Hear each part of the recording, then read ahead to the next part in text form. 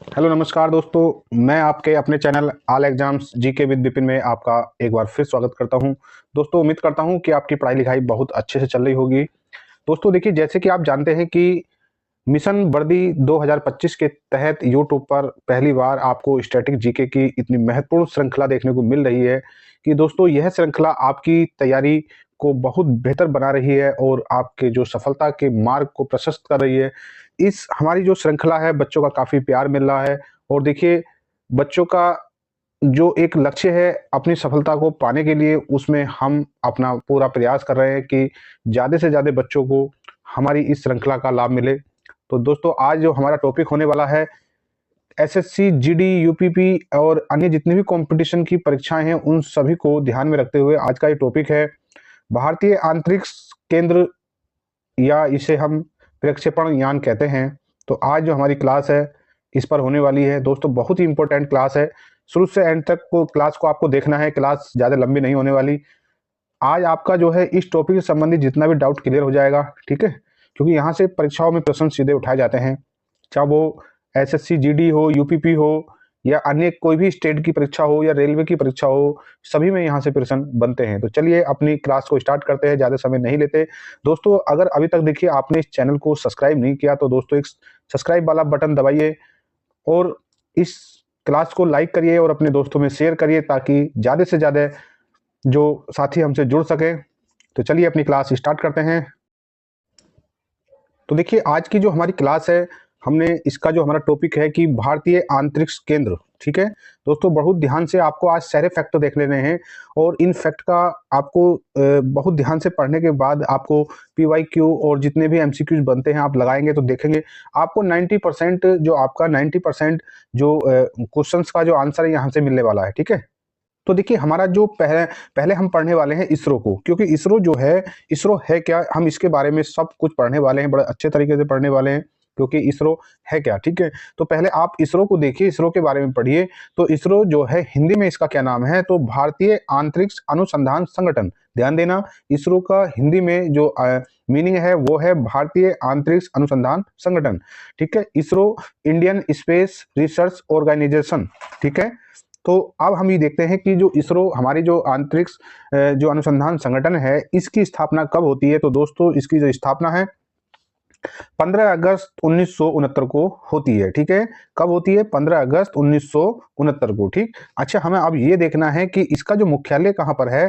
तो इसका जो मुख्यालय है वो बेंगलोर शहर में है, और बेंगलोर शहर कहाँ पर है? कर्नाटक राज्य में है, ठीक है। चलिए, अब हमें ये देखना है कि जो अंतरिक्ष संगठन है, इसके जो प्रथम अध्यक्ष रहे वो कौन थे। तो इसके जो प्रथम अध्यक्ष थे विक्रम साराभाई। देखिए, ये नाम इतना इंपॉर्टेंट है कि इन्हें अंतरिक्ष के क्षेत्र में इसका पिता या जनक भी कहा जाता है। जो देखिए अगला पॉइंट है भी कि विक्रम साराभाई को, ध्यान देना कि विक्रम साराभाई को अंतरिक्ष कार्यक्रम का जनक या पिता कहा जाता है, ठीक है। ये आपने देख लिया होगा कि जो विक्रम साराभाई नाम एक ऐसी महत्वपूर्ण नाम है कि जिन्हें हमारा पूरा भारत का प्रत्येक नागरिक जानता है कि जब हम स्पेस से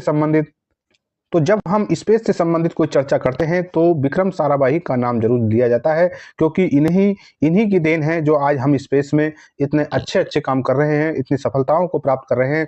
तो वो जो देन है वो विक्रम साराभाई जी की देन है, ठीक है। इसीलिए इन्हें इस कार्यक्रम का यानी अंतरिक्ष कार्यक्रम का जनक या पिता कहा जाता है। चलिए आगे देखिए, अगला फैक्ट क्या है। तो अगला जो फैक्ट है कि राष्ट्रीय सुदूर संवेदनी केंद्र कहां पर है। तो देखिए, जो राष्ट्रीय सुदूर संवेदनी केंद्र है वो कहां पर है, तो वो हैदराबाद में है, ठीक है। चलिए, अब यहाँ थोड़ा सा अपने डाउट को क्लियर कर लेना है, क्योंकि यहाँ थोड़ा सा अंतर है और इस अंतर को आपको समझना है। क्या होता है कि परीक्षा में ज्यादा सोचने का तो हमारे पास समय नहीं होता, बस हमें कुछ सेकंडों में, वहाँ 20 से 30 सेकंड में ही अपना डिसीजन लेना है। और हमें ये चीज बहुत, क्योंकि कई बार परीक्षाओं में इसका डाउट बन जाता है और ये प्रश्न भी गलत हो जाता है, ठीक है। तो ये क्या चीज है, तो ये है कि राष्ट्रीय, देखिए हमने पहले देखा कि राष्ट्रीय सुदूर संवेदनी केंद्र, राष्ट्रीय सुदूर संवेदनी केंद्र कहां पर है? हैदराबाद में। और इससे ही रिलेटेड करता हुआ देखिए, ये दोनों शब्द इसी में कॉमन है, इसमें भी कॉमन है और इसमें भी कॉमन है, ठीक है। बस अंतर क्या है कि उसमें राष्ट्रीय है और इसमें भारतीय है, ये ध्यान देना। और ये क्या है? केंद्र है, और ये क्या है? संस्थान है। इन दोनों को ध्यान देना और बस इसका आप जो डिफाइन कर लेंगे कि कौन सा कहां पर है। तो राष्ट्रीय सुदूर केंद्र कहाँ पर है, तो हैदराबाद में है, जबकि भारतीय सुदूर संवेदनी संस्थान जो है देहरादून में है। ठीक है, बस आपको ये भी ध्यान देना है कि केंद्र कहाँ है, हैदराबाद में, और संस्थान कहाँ है, देहरादून में। इसका आपको बहुत अच्छे से ध्यान देना है। ठीक है, एक बार फिर देखें कि राष्ट्रीय सुदूर संवेदनी केंद्र कहाँ है, तो ये जो हैदराबाद में है। ठीक है, और भारतीय सुदूर संवेदनी संस्थान देहरादून में है। ठीक है, ध्यान देना, कई बार परीक्षाओं में पूछा गया। चलिए आगे देखिए कि विक्रम साराभाई अंतरिक्ष केंद्र कहाँ पर है, तो विक्रम साराभाई अंतरिक्ष केंद्र जो है स्थित है तिरुवनंतपुरम में। कहां पर है, तिरुवनंतपुरम केरल में। ठीक है, चलिए आगे देखिए कि जो सतीश धवन अंतरिक्ष केंद्र कहां पर है, तो सतीश धवन अंतरिक्ष केंद्र स्थित है श्रीहरिकोटा, और श्रीहरिकोटा कहां पर है, आंध्र प्रदेश में। ठीक है, एक बार फिर देखें कि सतीश धवन अंतरिक्ष केंद्र श्रीहरिकोटा में है, और श्रीहरिकोटा आंध्र प्रदेश में है। कई बार पूछा गया है परीक्षाओं में, कई बार, अनगिनत बार ये परीक्षाओं में पूछा गया है। ठीक है, चलिए आगे देखिए, आगे क्या है कि देखिए स्पेस एप्लीकेशन सेंटर, कई बार पूछा गया ये भी परीक्षाओं में कि स्पेस एप्लीकेशन सेंटर अहमदाबाद में जाएंगे। ठीक है, सतीश धवन अंतरिक्ष केंद्र जो हैदराबाद में है। ठीक है, और जो विक्रम साराभाई अंतरिक्ष केंद्र तिरुवनंतपुरम केरल में है। ठीक है, तो विक्रम साराभाई अंतरिक्ष केंद्र तिरुवनंतपुरम केरल में, सतीश धवन अंतरिक्ष केंद्र श्रीहरिकोटा आंध्र प्रदेश में, और space application centre Ahmedabad Gujarat में। ठीक है, चलिए तो देखिए ये तो कुछ बातें हो गई थी हमारे जो स्पेस एजेंसी इसरो से संबंधित।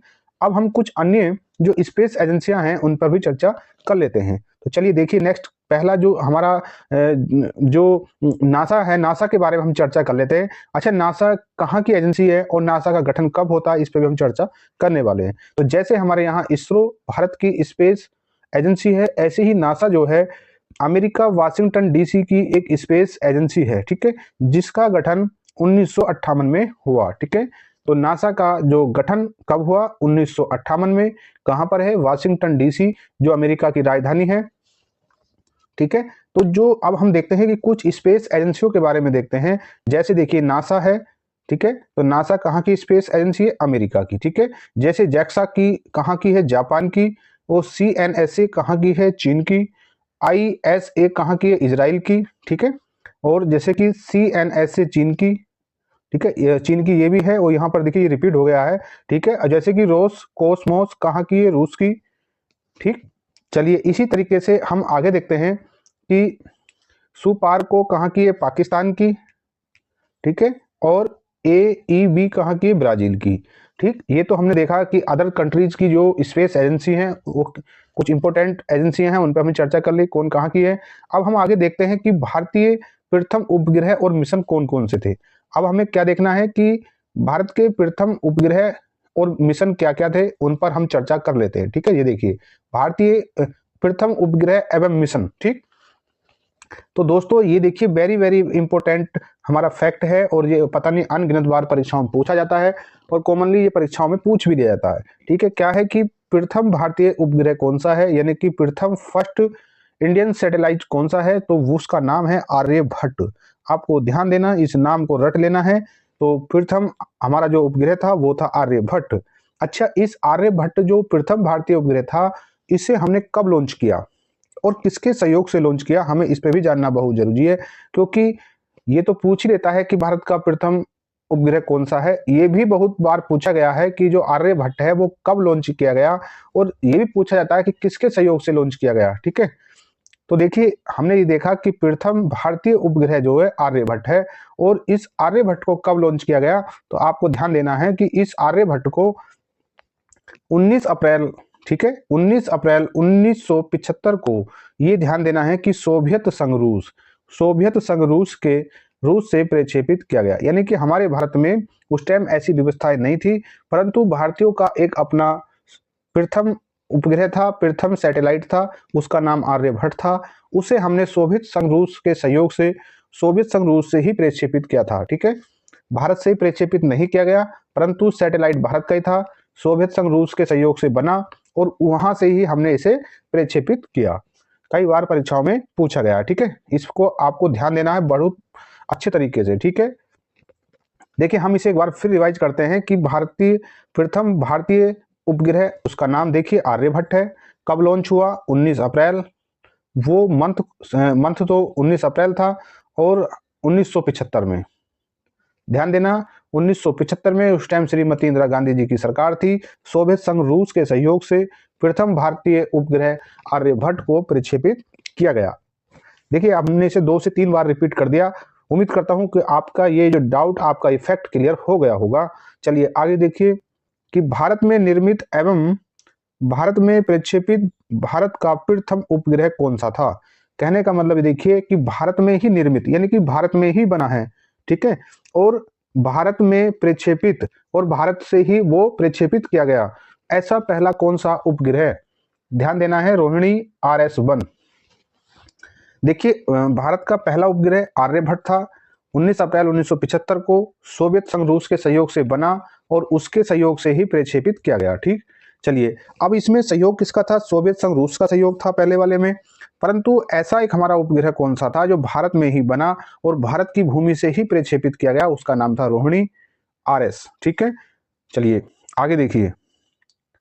देखिए अगला जो हमारा फैक्ट है वो क्या है कि देखिए भारत का पहला मौसम सैटेलाइट कौन सा था। देखिए सैटेलाइट, हर क्षेत्र के अलग अलग सैटेलाइट होते हैं, ठीक है, तो यहाँ भारत का पहला मौसम सैटेलाइट था जो मौसम संबंधित जानकारियां प्रोवाइड कराता था, तो उसका नाम था कल्पना। ठीक है, कल्पना 1। इसका जो पुराना नाम था वो था मैट और सैट। ठीक है, मैट और सैट भारत का पहला मौसम उपग्रह था। ठीक, चलिए अगला फैक्ट देखिए।